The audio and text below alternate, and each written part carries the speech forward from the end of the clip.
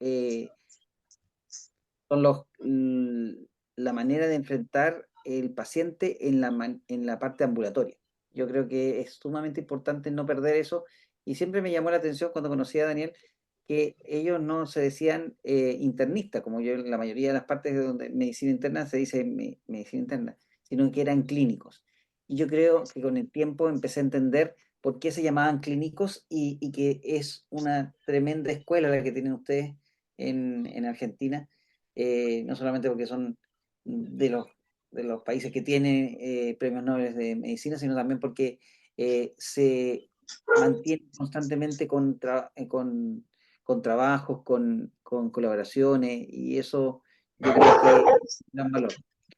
Eh, en cuanto a la infección urinaria, es un conjunto heterogéneo de síndromes clínicos. Nosotros nos vamos a abocar a lo que es la parte ambulatoria, que comprende principalmente la cistitis aguda no complicada, la cistitis recurrente. Una parte importante es comprender bien lo que es una bacteriuria asintomática. Vamos a nombrar la pielonefritis, que es parte de las infecciones urinarias altas, y la ITU complicada. ¿Ya?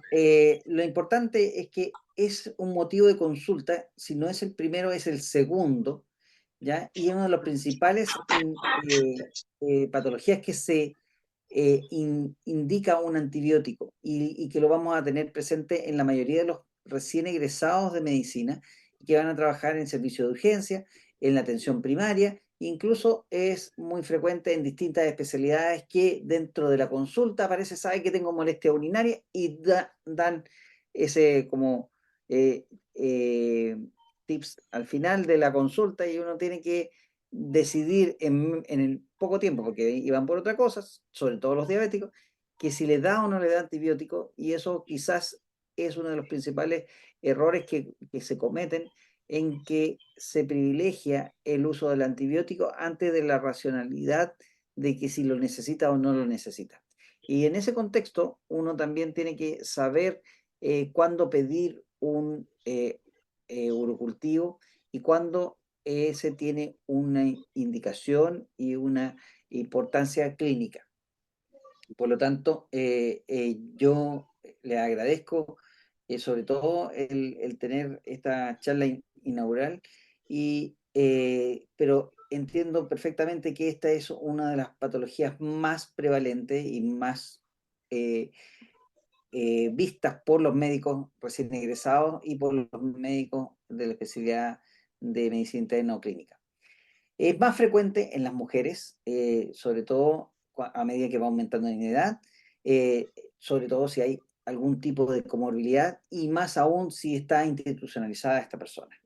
No hay una clara asociación entre las infecciones urinarias con el uso de anticonceptivos orales, de condones o determinados tipos de prenda, ¿ya? Porque típicamente que dicen, no, tú tienes que usar más de algodón o más que de tela sintética. En realidad no hay estudios que demuestren que hay una diferencia significativa.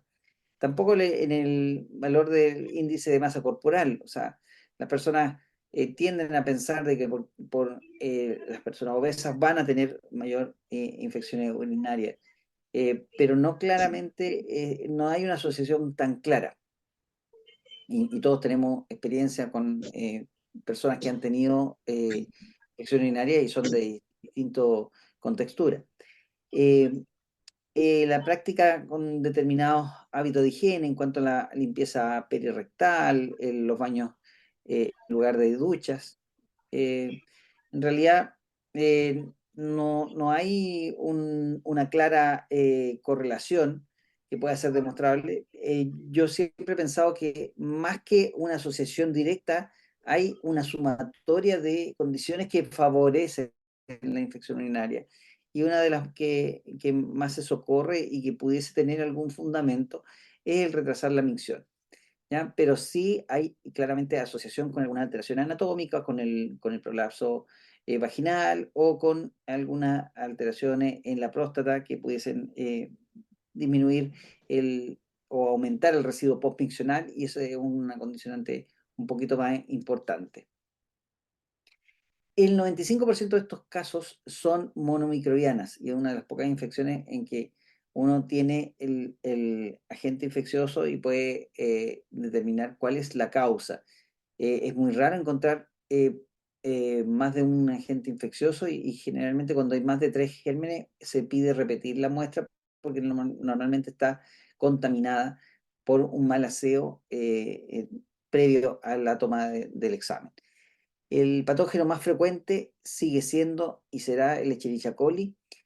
Unas palabras con respecto a esto. Sí hay una asociación y acá con respecto a la constipación. O sea, pudiese haber algún aumento de la frecuencia de infección urinaria en pacientes que tienen constipación y asociado a esto, a la constipación, que pudiese ser por translocación bacteriana, está precisamente esto de el uso de algunos elementos que pudiesen generar esta translocación, eh, como, como los eh, Fried enema, no sé si ustedes lo utilizan mucho pero que también pudiese generar un aumento de la translocación bacteriana o el paso de las bacterias hacia el torrente sanguíneo.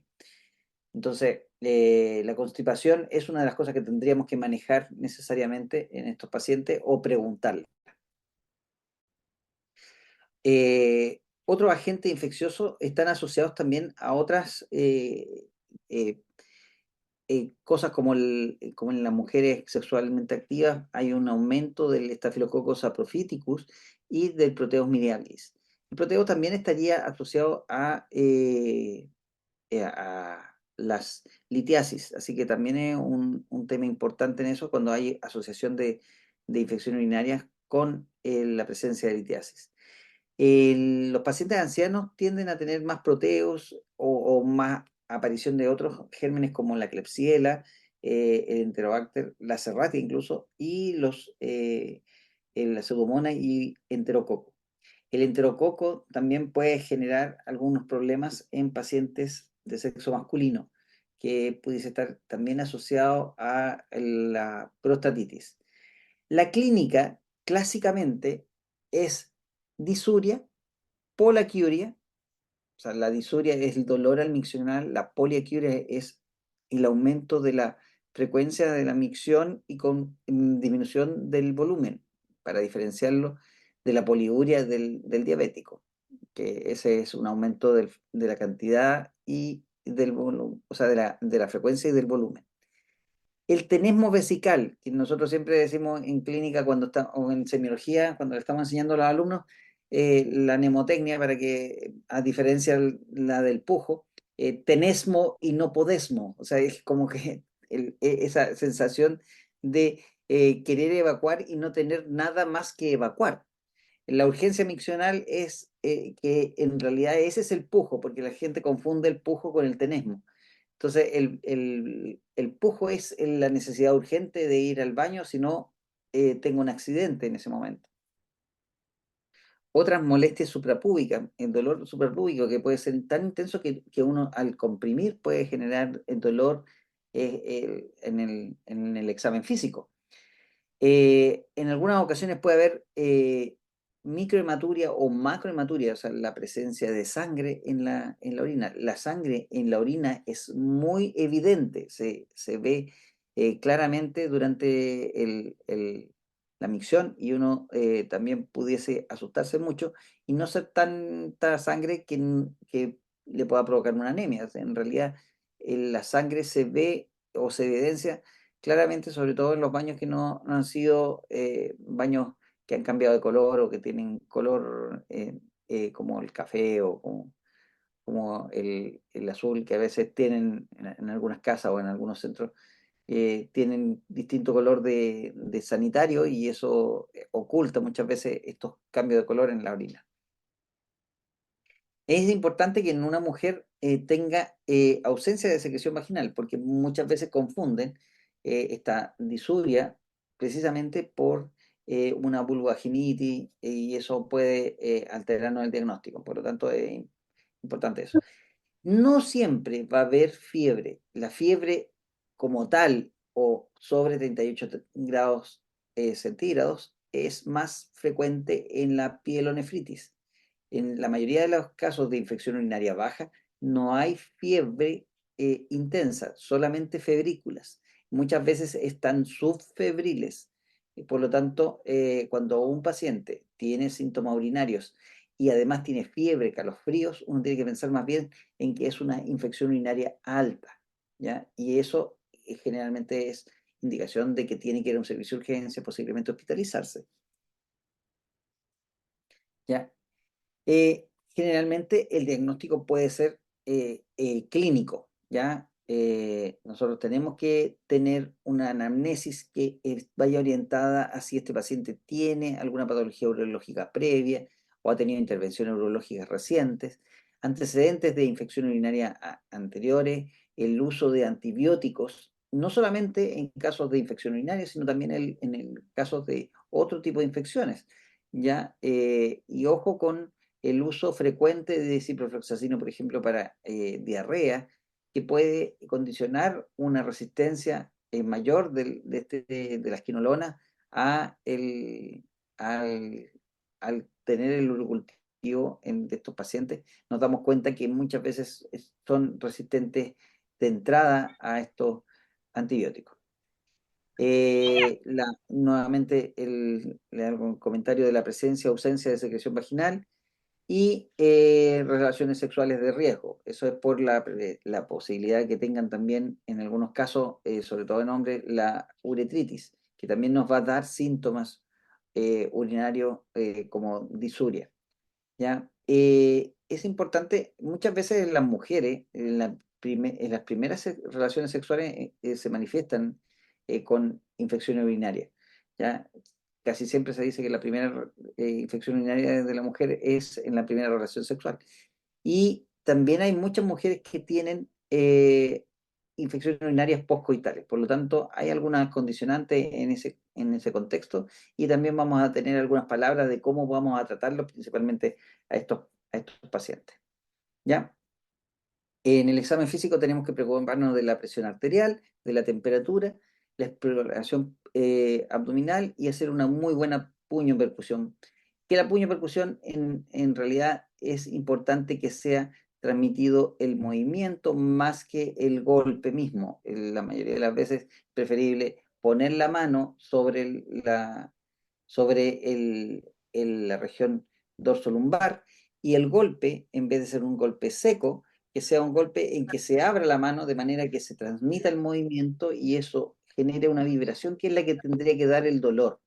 No tenemos que pensar en, porque una persona que tiene un lumbago le va a doler si yo le golpeo, si tiene una contractura muscular le va a doler si le golpeo.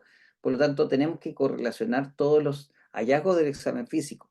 Y dentro de ello, la pielonefritis por sí misma se tendría que identificar por un cuadro febril intenso con calofríos solemnes y puño percusión positiva. Eso ya es hito alta, que es importante diferenciarla de todos estos síntomas urinarios bajos.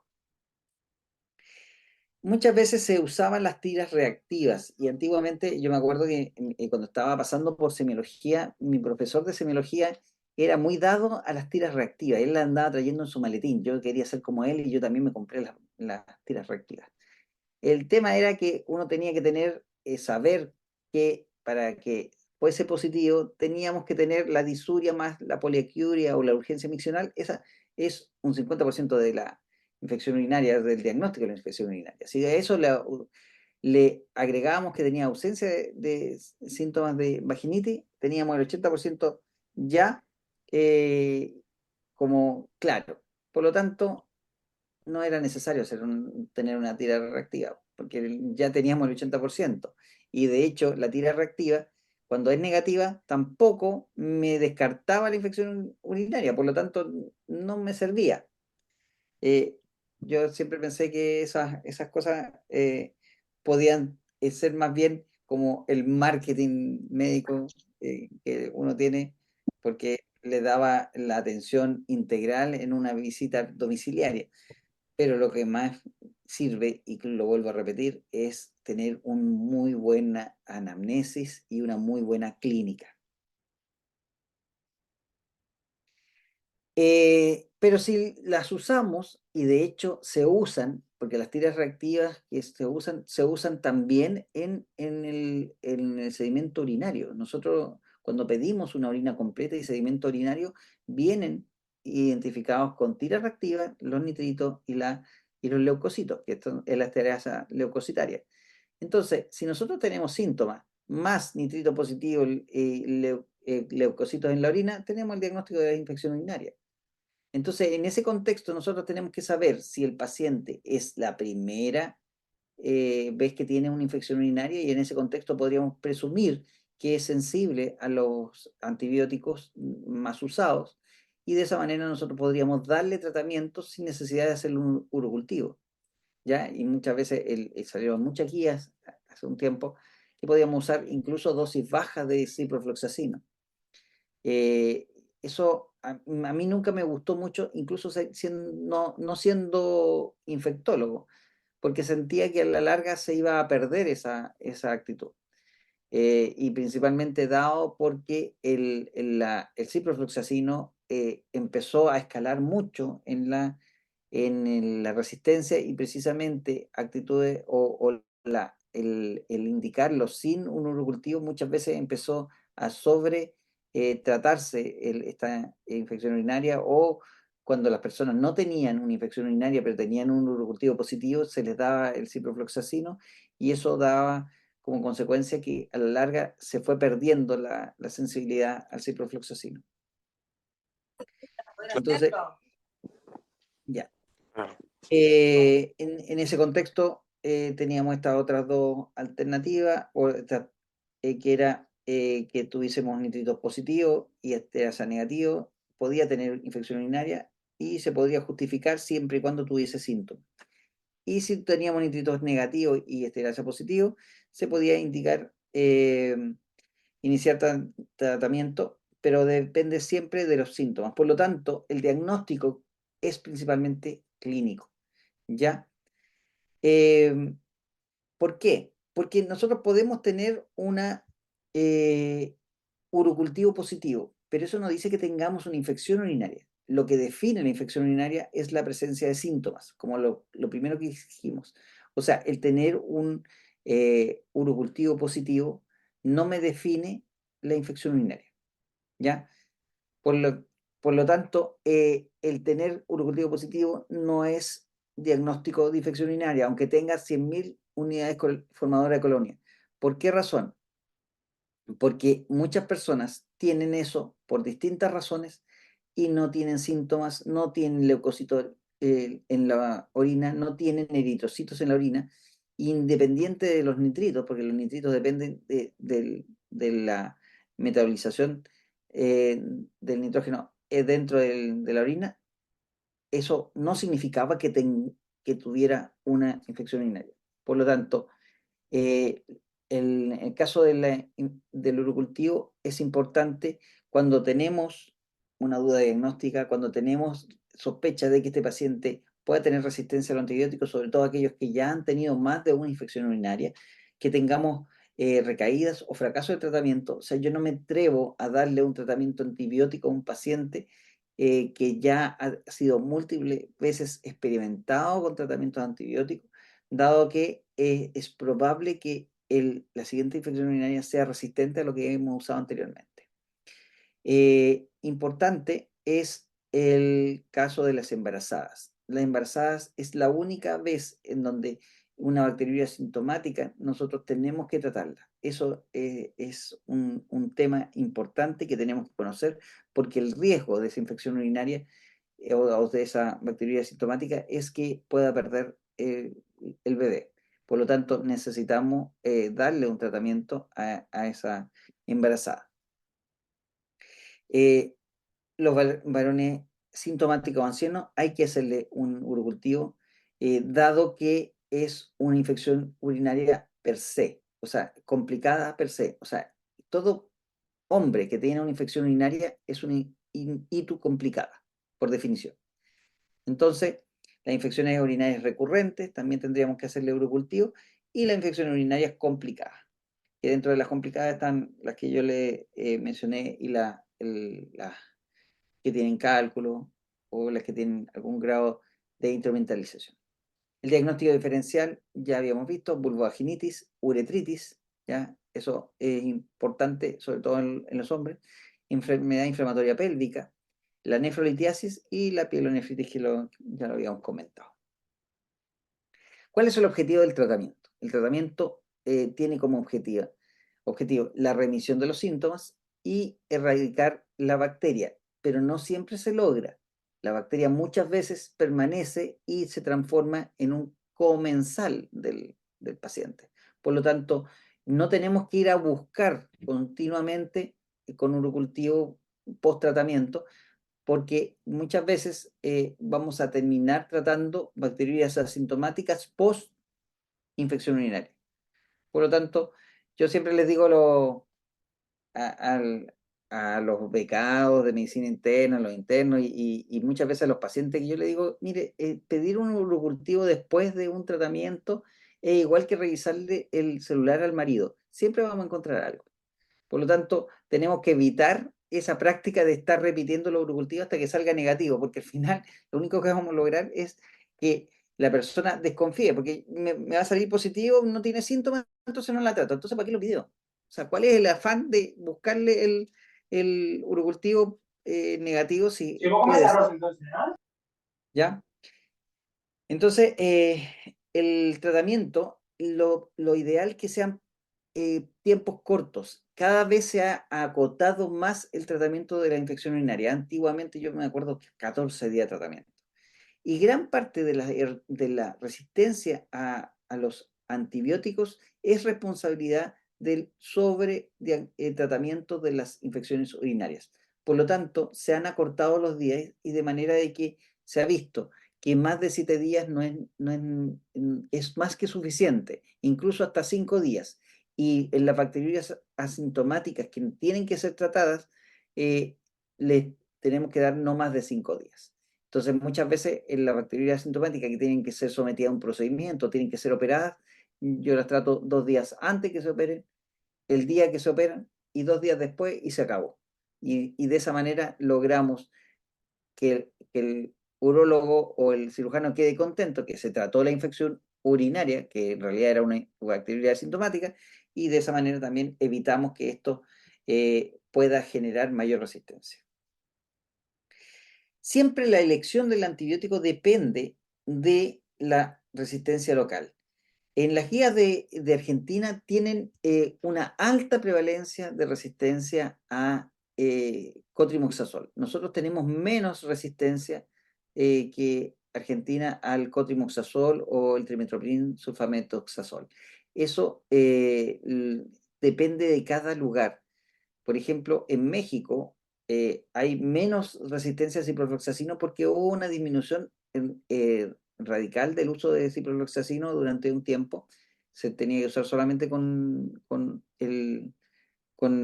bajo receta y eso favoreció el aumento de la sensibilidad. Ustedes en Argentina tienen la virtud de que no se venden medicamentos sin la indicación de un médico o sin una receta. Por lo tanto, es más difícil que se generen estas resistencias si no es por el puño y letra de los mismos médicos. Por lo tanto, pudiesen tener una mayor sensibilidad a algunos antibióticos que nosotros tenemos menos sensibilidad. Pero yo creo que también es importante que cada región genere sus propios datos, ¿ya? Y por lo tanto, siempre que ustedes quieran participar en un congreso de infectología, hagan un trabajo de infección urinaria y sensibilidad y va a quedar, porque siempre se necesita ese dato, ¿ya? Entonces, porque son datos locales, ¿ya? En general, una tasa de sensibilidad menor del 20%, o sea, que tenga una resistencia mayor del 20%, hay que buscar un antibiótico alternativo. Y derechamente mayor del 30% no debería usarse. Ustedes tienen, este artículo es relativamente reciente, pero la verdad de las cosas es que no cambia muchas cosas. O sea, esto no ha cambiado. Lo que más ha cambiado y que en ese contexto también me llamó la atención es en cuanto a las dosis. Así que cuando estemos viendo los antibióticos uno a uno, vamos a dar algunos tips, porque, por ejemplo, en la nitrofurantoína ustedes la recomiendan cada 6 horas. Tienen la microcristalina o micronizada y esa nosotros no la podemos dar más allá de cada 12 horas, a máximo cada 8 horas. Si uno ve por vidas medias o por absorción. Normalmente bastaría con cada 12 horas, ¿ya? Pero sí tengo que reconocer que la indicación original estaba cada 6 a 8 horas. Por lo tanto, ¿cuál es la razón por la que se disminuyó la cantidad de comprimidos que se tienen que dar de nitrofurantoína? Es por los efectos secundarios, que aparentemente hay mayores efectos secundarios en algunas partes del mundo. Y la fibrosis pulmonar secundaria a nitrofurantoína es una de ellas y la que nos preocupa principalmente acá en Chile, que de hecho ya no se pueden hacer tratamientos profilácticos prolongados con nitrofurantoína por algunas circulares que hubo del ministerio. En este contexto, acá hay una tabla que diferencia las distintas sensibilidades y a las cefalosporinas de primera generación tienen alta sensibilidad y eso a las fluoroquinolonas también. Por lo tanto, en su país, esos son los antibióticos que más frecuentemente recetan, cosa que nosotros tenemos algunos bemoles y es precisamente porque tenemos una alta tasa de gérmenes BLE o que están muy inducidos por la cefalosporina y por las fluoroquinolonas. En ese contexto, la resistencia a la Escherichia coli nos deja, a diferencia de ustedes, con mejor perfil para el amoxiclavulámico, cefalosporina de segunda y de tercera generación, y una de las cosas eh, mm, que uno de los antibióticos que más ha logrado posicionarse últimamente ha sido la fosfomicina. Es muy antiguo. Yo creo, yo estaba saliendo hace más de 20 años de la universidad y eso se usaba como dosis única, andaba muy bien, pero por alguna razón ha ido y venido porque no hay como una verdadera conciencia de la importancia que es usar un antibiótico como este. Y de hecho, últimamente ha tomado una gran como notoriedad el uso de la fosfomicina porque está siendo una alternativa para gérmenes resistentes. De hecho, logramos hace poco, yo salí hace varios años de la beca y recién este año logramos posicionarlo como una alternativa a los pacientes que tenían una infección urinaria por BLE y precisamente es una alternativa para tratarlos en forma ambulatoria. ¿Por qué? Porque se puede tratar con una sola dosis o con 2 dosis o 3 dosis, que sería prácticamente una semana de tratamiento, pero permite tenerlos con un costo que es mucho más económico que tenerlos hospitalizados, mucho más económico que tener una hospitalización domiciliaria, donde tenemos que considerar el costo de los medicamentos, el costo de la colocación de los medicamentos por parte de los profesionales, del traslado, todo eso, es mucho más barato una dosis de la fosfomicina cada 72 horas y de esa manera disminuir lo que es la carga intrahospitalaria. Y hago salvedad en esto porque precisamente una de las cosas que es importante es que para que se mantenga la sensibilidad de la fosfomicina es importante que no entren al hospital. Por lo tanto, si nosotros queremos conservar esta herramienta terapéutica, tenemos que también considerarla como una muy buena alternativa para evitar que los pacientes ingresen al hospital, o sea, con aquellas infecciones urinarias que puedan ser manejadas en forma ambulatoria, y más aún cuando los pacientes son más añosos, tienen malos accesos venosos y que no los condenamos a estar poniéndose una dosis de ya sea una amicacina o un ertapenem, que por un lado nos puede generar insuficiencia renal o daño del octavo par, y por el otro lado es muy costosa. Entonces, para que no sea esto solamente que hable yo o que genere un monólogo. La idea es que veamos algunos casos clínicos que permitan ir distendiendo un poco y soltándonos con respecto a lo que es la infección urinaria. Si tenemos una mujer de 23 años que acude a la consulta por disuria, poliaquiuria y urgencia miccional, no presenta sintomatología vulvovaginal, refiere un único episodio similar hace 8 meses, y a la exploración física destaca una temperatura axilar normal, dolor a la palpación de hipogastrio, puño percusión negativa y no tiene relaciones sexuales de riesgo. Entonces, esto les podría salir en el examen, no sé, puede ser parte de las preguntas del examen. Eh, ante la alternativa A, ante los antecedentes de infección del tracto urinario de 8 meses, realizar urocultivo. Alternativa B, la tiradina confirmará el diagnóstico, por lo que debe realizarse. Alternativa C, puede iniciarse el tratamiento empírico con fofomicina 3 gramos en dosis única sin necesidad de realizar más exploraciones. Tenemos que tomar el contexto de una consulta particular o institucional en un paciente ambulatorio y que llega una paciente con estas características. O recomendar abundante hidratación, suplemento de arándano y si persisten los síntomas en 48 horas, iniciar tratamiento antibiótico. Podríamos haber puesto una música de concurso y podríamos haber puesto, hacer una suerte de botonera y que todos opinaran, pero yo creo que lo importante es que cada uno tenga su opinión y nos diga qué es lo que opina.